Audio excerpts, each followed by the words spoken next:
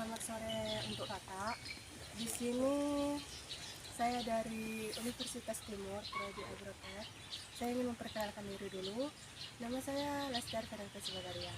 Di sini kami mempunyai tugas untuk berkomunikasi kepada para petani di sini. Kalau boleh tahu kak, di sini komoditi apa saja yang kakak tanam di tempat kita?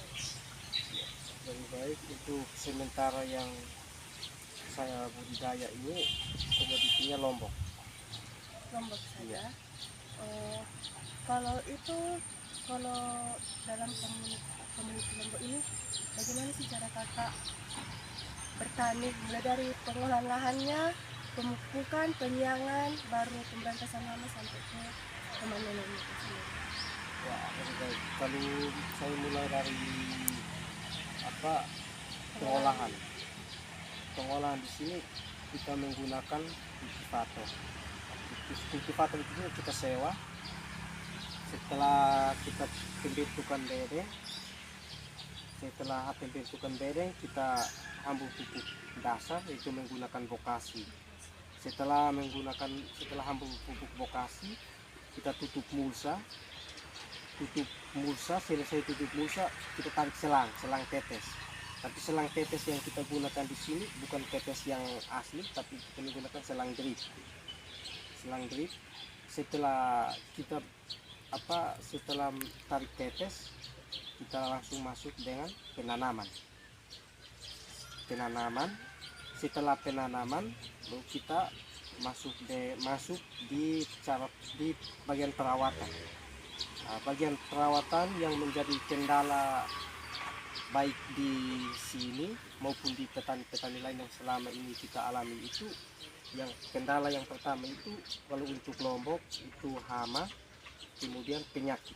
Dan hama yang paling berat untuk diatasi itu hama trips, ada lalat buah, dan juga ada hama tungau. Kemudian ada beberapa penyakit itu seperti karat daun, itu yang di petani banyak yang susah untuk atasi. Itu masalah yang untuk Lombok. Ya, untuk Lombok. Sementara cara mengatasinya bagaimana?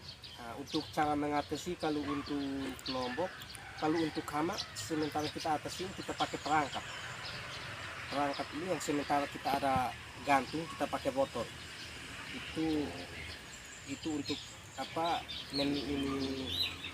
pakai lem hama itu lalat buah, trips, tungau, mereka semua akan tempel di botol. Kemudian untuk penyakitnya kita semprot menggunakan fungisida kimia. Dan fungisida juga kita semprot menggunakan sesuai bahan aktif, tepat sasaran. Boleh tahu bagaimana sih peran penyuluhan di sini?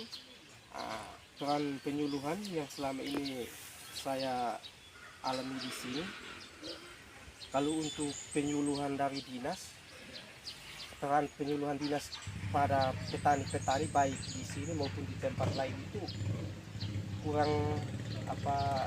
mereka kurang aktif turun ke petani.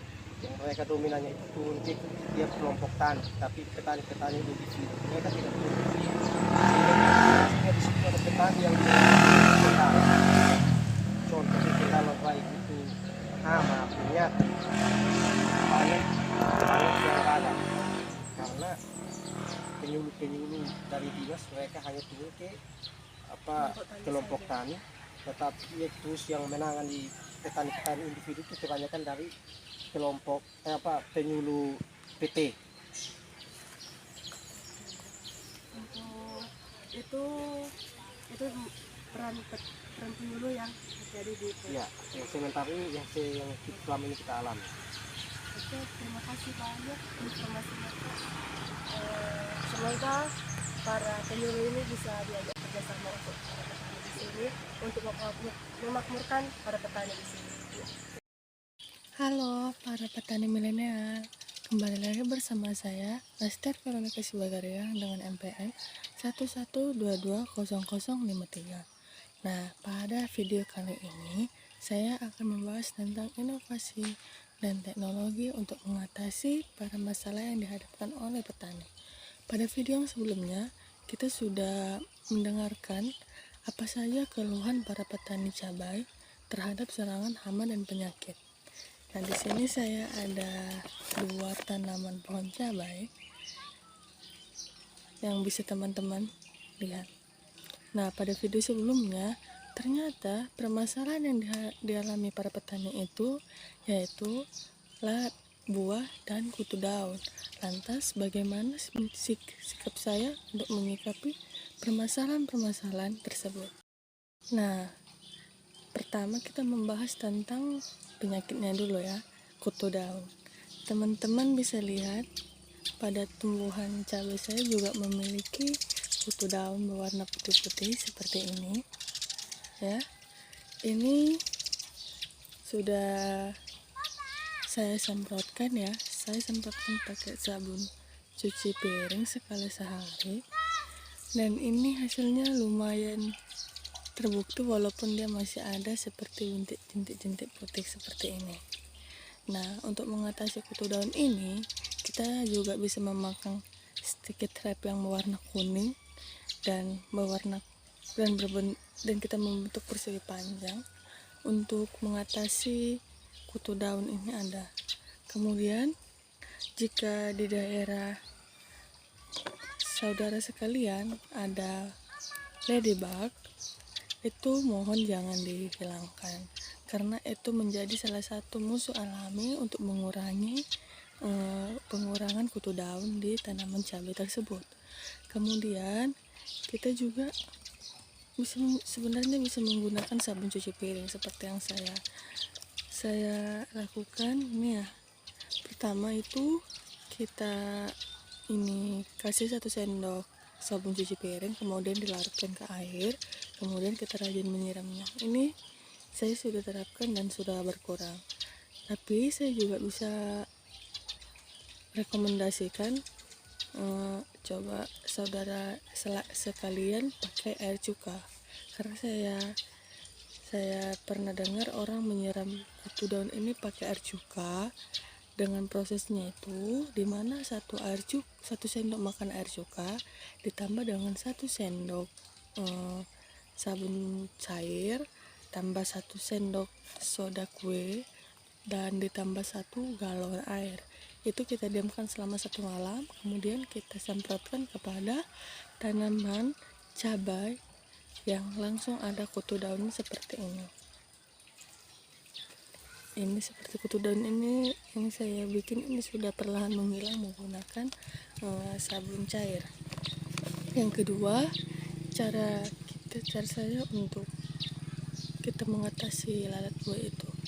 Nah, pada video sebelumnya para petani itu menggunakan pemasangan lem perangkap, tapi coba kita lakukan dengan cara membuat perangkap petrogenol, di mana perangkap ini ialah perangkap secara alami yang dimana petrogenol ini mengandung cara unsur kimia dari tubuh lalat buah itu sendiri. Nah, ada beberapa cara melakukan perangkap petrogenol ini sendiri. Sekian saja yang bisa saya sampaikan dalam inovasi teknologi untuk mengatasi masalah dalam tanaman cabai. Saya Stefanita Bagariang mohon undur diri. Jika ada kata, kalimat, ucapan, omongan saya yang kurang berkenan, saya minta maaf. Sekian dan terima kasih.